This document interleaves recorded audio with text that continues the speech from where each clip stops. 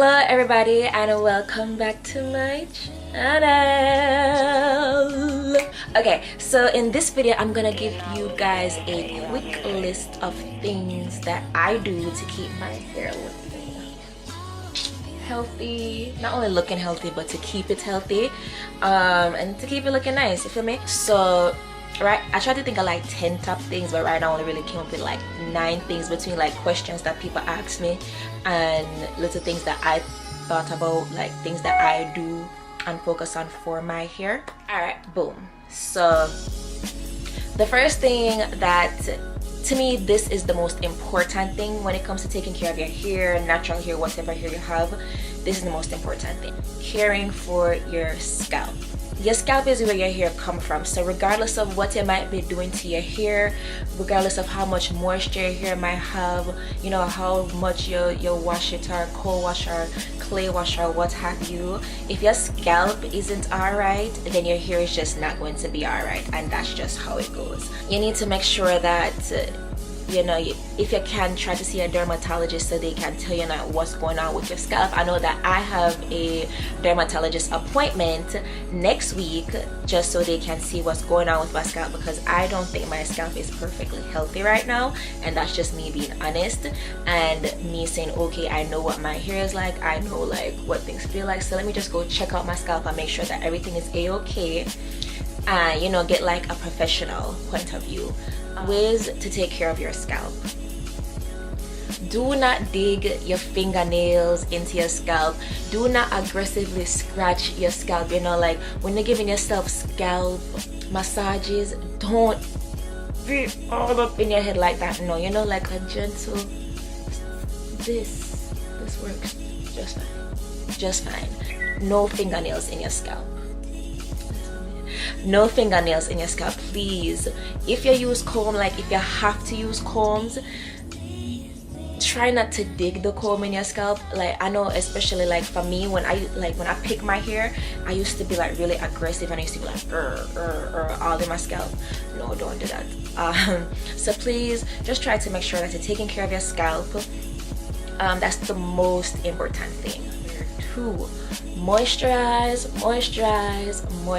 Keep your hair moisturized. Natural hair especially needs to be moisturized, but I think we all know that. What I don't think we all know is that too much moisture is not good, and that's the real tea. For me, over the summer I suffered from hydral fatigue because I had too much moisture going in my hair like all the time, and my hair got tired of it and it just collapsed. Yeah, my hair collapsed. I have high porosity hair. Now, a way to know how much moisture your hair needs is by knowing what type of porosity your hair is. So if you have high porosity hair, low porosity hair, and I'm pretty sure that some people can have, you know, slightly in between. Now, I have high porosity hair, which means that my hair absorbs water a lot, but it also loses water very easily. So it takes in water and moisture very easily, but it loses it easily at the same time. So that kind of makes it seem like, you know, it made me feel like, you know, my hair is dry, so I'm constantly just be adding moisture, which is terrible for your hair, terrible for your cuticles, constantly swelling and releasing, swelling, releasing, relaxing, whatever. It was so sad. It wasn't curling the way it should. It was breaking, it was falling out because I was putting too much moisture in my hair.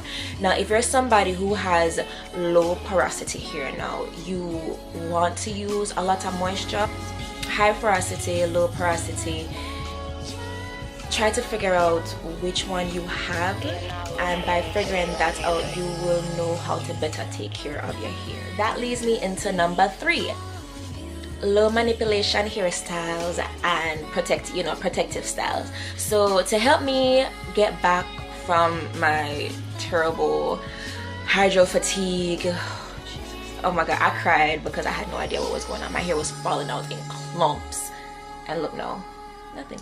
I would do this and it would just be like strands in my hand. I know I can do that, and it's just like, yay. So what I did was I did a lot of protective styling. Like I had my hair in shiny bumps, bantu knots as most people call them, and I kept my hair like that for a majority of the time. I just wanted it to relax, to just get a time off, get a break. Always constantly in it, constantly working it, doing it. It's going to break more like that. And number 4, trim your hair. Like, oh, I don't want to trim it, you know, I don't want to lose my length. Oh my god, no, I work so hard to get. Baby girl or boy, because you know, men grow their natural hair too. If you don't trim your hair, you're going to get split ends.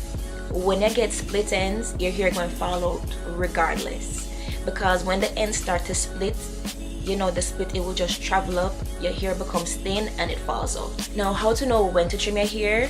Once you see the ends start looking really nasty and bushy, or if you can go, you know, if you're detangling your hair, you can go through it, but then you get to the end and it's like, it's time for them to go. And that will retain your length, that will keep your hair healthier, it will keep it looking nicer. Because baby, there is nothing worse than a twister with trashy ends. Number 5, finger detangle. I love to finger detangle. I only finger detangle. I don't even use combs even when I'm doing my hair. The only time I use any type of comb or anything like that is, honestly, I use a pick and that's it. I have one of those big wide tooth comb, but I rarely use it. Granted, there are some styles, you know, certain things that you're gonna do that you're gonna need to use a comb, and yeah, do that. But the more you finger detangle, the less breakage you will have and the better it will be for your hair. Your hair will grow healthier, in my opinion. That's what has worked for me, and that's what I have seen work for many people. So number 6, what works for you works for you. Not everything that you see other people do will work for you. So maybe a lot of these things might not even work for you, but I really think that these are some general things that will work for everybody. But you know how some naturals, you know, they'll be like, oh, this product made my hair grow 50 inches. Oh my god, I can't even deal right now. Like, I'm length goddess. Like, oh my gosh. That product might not work for you, and you should not let that deter you from your journey of like, oh my god, my hair isn't working, my hair isn't working. Health leads to length. So figure out what your hair likes. You know, find out what the porosity is, find out what products work for you, you know, different things like that. Figure out what your hair likes, and once you do that, you cannot go wrong. You cannot go wrong. Like, that leads me into number 7. Number 7 is find a regimen and stick to it. If you're constantly doing a whole bunch of different things to your hair, I personally don't believe that it's going to grow. And I don't believe that helps with the health of your hair. You know, it's just doing a whole bunch of this, a whole bunch of that, and your hair won't get used to it. Your hair wants to get used to something for a little bit. Now granted, sometimes when your hair gets used to something for a very long time, it will be stagnant and it'll probably stop growing. That does happen. And then, you know, you find a new regimen. But I moisturize now, I twist it then, or you know, I do this to it, I put the braids in now, you know, I wash it like this and this on this day. Figure out a nice regimen and stick to it. And number 8 is so important to me. What you eat and drink matters. Your hair is probably like the last thing on your body that gets the nutrients from your food.